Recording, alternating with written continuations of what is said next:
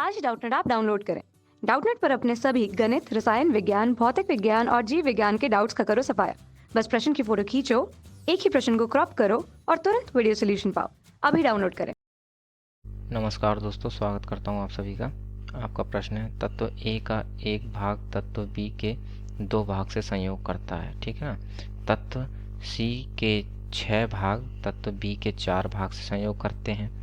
ए और सी भाग भार के अनुसार, ठीक है ना, किस नियम के अनुरूप एक निश्चित अनुपात में संयोग करेंगे। ठीक है ना। तो इसके लिए हमें 4 विकल्प दिए हैं। पहला विकल्प कह रहा है स्थिर अनुपात का नियम, दूसरा विकल्प कह रहा है गुणित अनुपात का नियम, तीसरा विकल्प कह रहा है व्युत्क्रम अनुपात का नियम तथा चौथा विकल्प कह रहा है हमसे द्रव्यमान संरक्षण का नियम। ठीक है ना। तो आइए देखते हैं हम इस प्रश्न का उत्तर क्या होगा हमारा। ठीक है ना। तो जैसा कि हमें प्रश्न में दिया था, पहला दिया है कि तत्व ए का एक भाग तथा तत्व बी के 2 भाग से संयोग करता है। ठीक है ना। तो ए प्लस 2b, ठीक है ना, ये हमें पहले भाग में दिया था। ठीक है। जब तत्व ए का एक भाग तत्व बी के 2 भाग से संयोग करता है। ठीक। तथा दूसरा हमसे दिया है यहीं पे कि तत्व सी के 6 भाग तत्व बी के 4 भाग से संयोग करते हैं। तो 6 भाग सी के 4 भाग बी से संयोग करते हैं। ठीक है ना। तो अतः जैसा कि हम देख सकते हैं कि यहाँ पर जो हमारा संयोग हो रहा है वह ए व बी के बीच में हुआ पहले, फिर बी व सी के बीच में हो रहा है। ठीक है ना। और अब हमसे कह रहा है कि ए और सी भार के अनुसार किस नियम के अनुरूप एक निश्चित अनुपात में संयोग करेंगे। ठीक है ना। तो हमसे कह रहा है कि ए और सी में अब हम संयोग करें अगर, तो वह किस नियम के अनुसार संयोग करेंगे। ठीक है ना। तो जैसा कि हम जानते हैं कि जो यहाँ पर हमारा तुल्य अथवा व्युत्क्रम अनुपात का नियम है, वही हमारे इस जो संयोग है ए व सी में उसको बता सकता है।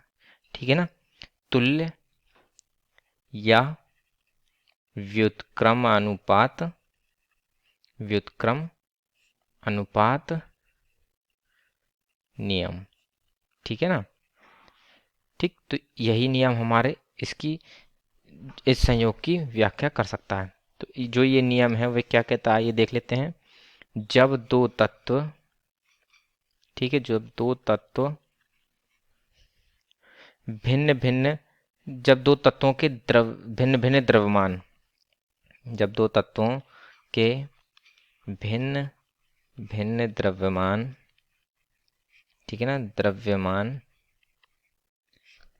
ठीक, अलग अलग किसी तीसरे तत्व के, अलग अलग किसी तीसरे तत्व के, किसी तीसरे तत्व के निश्चित द्रव्यमान से, तत्व के निश्चित द्रव्यमान से संयोग करते हैं। ठीक है ना। द्रव्यमान से संयोग करते हैं। ठीक है ना। तो यदि इन दोनों तत्वों में भी, और यदि इन दोनों तत्वों में कभी, ठीक है ना, दोनों तत्वों में कभी, ठीक, संयोग हो सके तो, संयोग हो सके तो, ठीक है ना, वे उसी अनुपात में, वे उसी अनुपात में, ठीक है ना, अनुपात में अथवा इसके एक सरल गुणित अनुपात में संयोग करेंगे, अथवा इसके एक सरल गुणित अनुपात में संयोग करेंगे, अनुपात में संयोग करेंगे। ठीक है ना, जिससे वे तीसरे तत्व के एक निश्चित द्रव्यमान से संयोग करते हैं, जिससे वे तीसरे तत्व के एक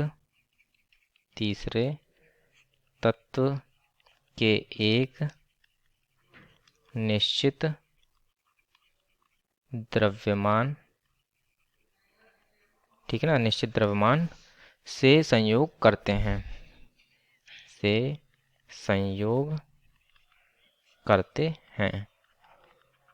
ठीक है ना।